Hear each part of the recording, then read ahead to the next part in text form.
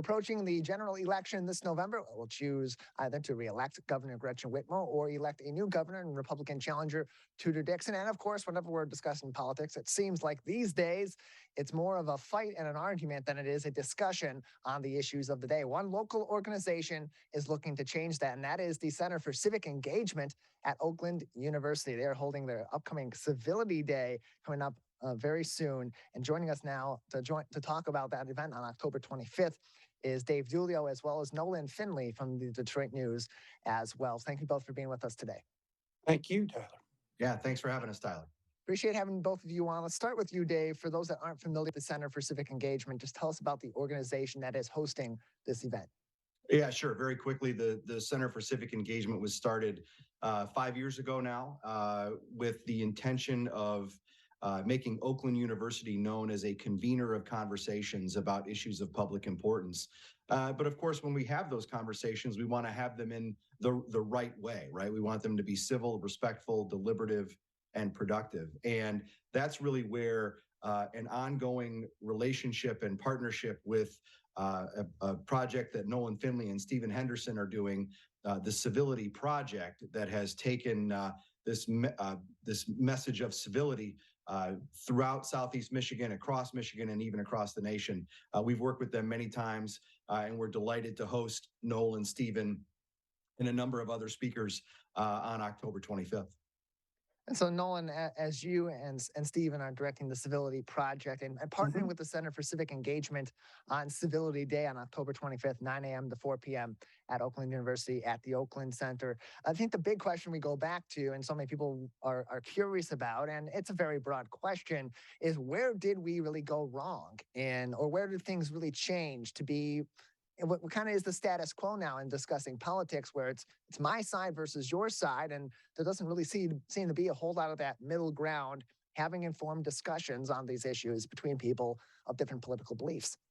We've been evolving toward this for a long time, and I think we've reached the point where a lot of folks have found a good deal of profit, a good deal of advantage in keeping us divided and keeping us frightened of one another, in keeping the political rhetoric at a boiling point. It works. It works at the polls. It works in bringing in money for their political parties and for their campaigns. This idea of unifying us as a people, which you used to hear a whole lot about on the campaign trails, is gone the way. It's sort of all or nothing now. You elect us, and we're going to put our agenda into place. You elect them, they'll put their agenda in place. And there's no middle place. There's no consensus. There's no compromise. There's no even talking about in the issues in a civil, productive way. There's no effort to understand one another. And, at the Civility Project, we don't pretend we're going to bring everybody to the same place in their politics, in their beliefs. What we want to do is get to the point where people can talk about those differences in a productive manner, where they can understand each other and try to figure out what drives the other person. And at the Civility Project, our operating principle is that all good people come to their viewpoints through the same process. They take their experiences, their values, they run the information at hand through those experiences and values, and they come up with an opinion. If it's different than yours, if it's different in mine, doesn't make them evil, doesn't make them stupid, doesn't mean they're out to destroy the country. And so as you and Stephen are enacting the Civility Project and working to engage in these kinds of conversations or engage these kinds of conversations between people of different political backgrounds, you think about where we're at in our politics and where, as you said, things sort of changed to lead to this place that we're in, where it's this side and it's this side and there is no middle ground. It's just a rift. It's tough to unring that bell. What are some of the ways that the Civility Project combats that and tries to facilitate those open, those honest, and those informative conversations between people of different political backgrounds? Yeah, we have several steps we ask people to consider to take when they're engaging with someone who has different beliefs than they do. And the first thing we ask them to do is sit down and talk about everything but their differences, to sit down and talk about who they are, why they believe the things they do, what their experiences in life have been, what their backgrounds are. Steve and I did this ourselves early on through a project from StoryCorps on NPR, where we sat down and just talked about why he's a progressive, why I'm a conservative. We learned things about each other we didn't know before. And we found that if people will take the time to do that, make that effort just to talk in an honest way about who they are, uh, it leads to the sort of respect you need to begin a civil conversation.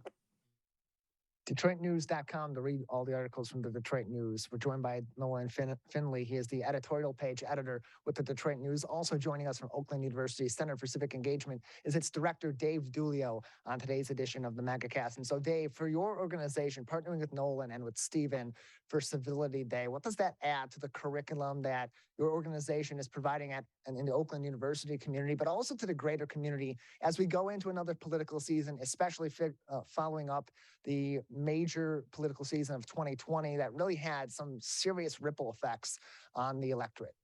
Sure, Tyler. It's a real honor for us to have Nolan and Stephen back on campus, along with a host of other folks, including Representative Debbie Dingell will be at Civility Day, Representative Fred Upton will be at Civility Day. We'll have and many more. It's truly an honor for us to have them on our campus.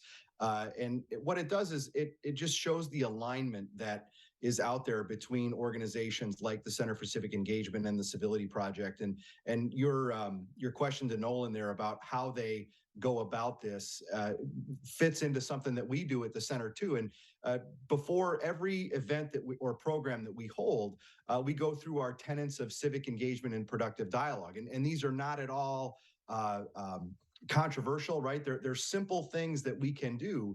And one of them is to model civil behavior and tone. And that's what Nolan and Stephen do every time they are together, whether it's part of the Civility Project or whether it's part of the other media that they do when they discuss Michigan and national politics. So it's just one more way that we can show people that people in the community and as well as on our campus that it can be done. You can have these folks who come at public policy questions from different perspectives, but they can disagree in a way that is civil and respectful and productive.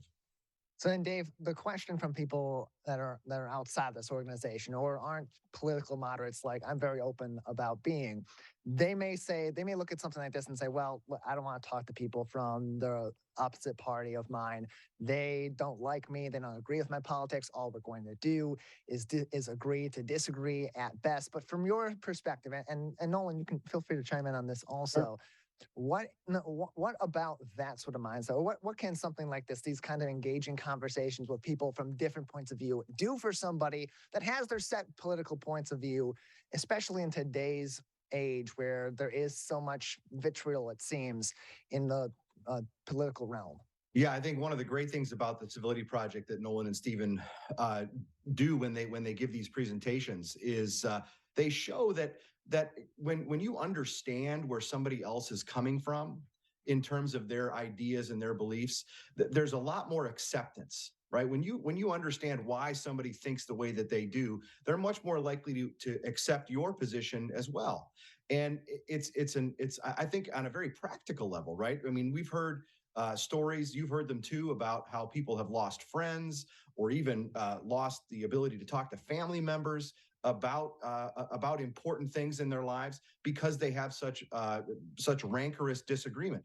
I think that hearing about civility in the way that Nolan and Stephen talk about it can help people even repair those relationships that they may miss. And what we're trying to do is not to, we're not.